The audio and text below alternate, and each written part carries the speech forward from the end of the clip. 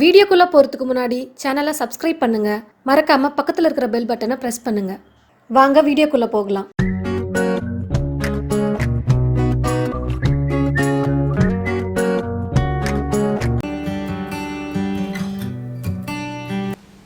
கடலை மாவு போண்டா செய்யலாம். கடலை மாவு ஒரு 300 கிராம் எடுத்து வச்சுருக்கிறேன். அதுக்கு தேவையானதெல்லாம் இப்போ எடுத்து வச்சுருக்கிறேன்.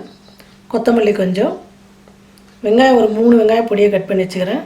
பச்சை மிளகாய் ஒரு 4, கருவேப்பிலை பொடியை கட் பண்ணி வச்சுக்கிறேன். கொஞ்சம் ஒரு சிட்டிகை இட்லி சோடா, சால்ட்டு. இப்போ நம்ம போண்டாவுக்கு மாவு கரைச்சிக்கலாம். கடலை மாவு போட்டுக்கலாம்.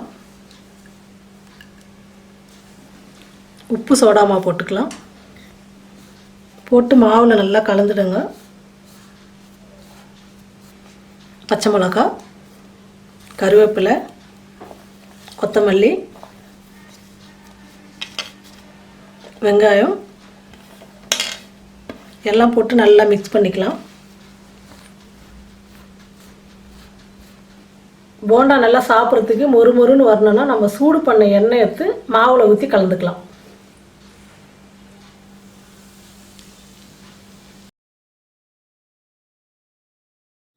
இப்போ நம்ம தண்ணி விட்டு மாவு பிசைஞ்சிக்கலாம். மாவு ரொம்ப தண்ணியாக இருந்ததுன்னா எண்ணெய் குடிக்கும்.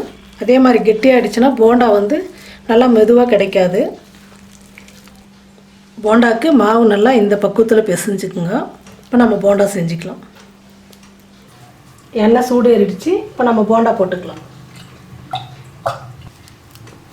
இந்த மாதிரி சின்ன சின்ன உருண்டையாக எடுத்து போடுங்க. மாவு உள்ளே வேகணும். பெருசாக போட்டால் மேலே வந்துடும், உள்ளே பச்சை மாவு அப்படியே இருக்கும்.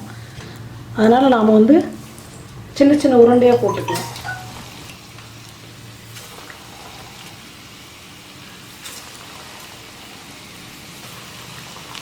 ஸ்டவ் குறைச்சி வைங்க. தண்ணி தொட்டு உருண்டை பண்ணிங்கன்னா ஒட்டாமல் வரும். போண்டா ஒரு பக்கம் வெந்துடுச்சு. நம்ம திருப்பி போட்டுக்கலாம். நம்ம வீட்டில் எப்போவுமே பச்சை மிளகாய், கருவேப்பிலை, கொத்தமல்லி, வெங்காயம் எல்லாம் எப்போவுமே இருக்கும். கடலை மாவு ஒரு 100 கிராம் இருந்ததுன்னா போட்டோமா உடனே பசங்களுக்கு சூடாக சாயங்காலம் போண்டா செஞ்சு கொடுக்கலாம். கடலை மாவில் பஜ்ஜி பண்ணி தரலாம்.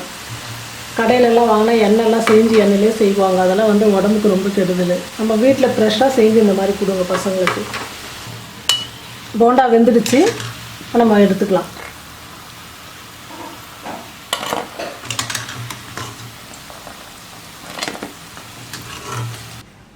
கடலை மாவு போண்டா ரெடி ஆகிடுச்சு. செஞ்சு பார்த்துட்டு கமெண்ட் பண்ணுங்கள், ஷேர் பண்ணுங்கள். நன்றி.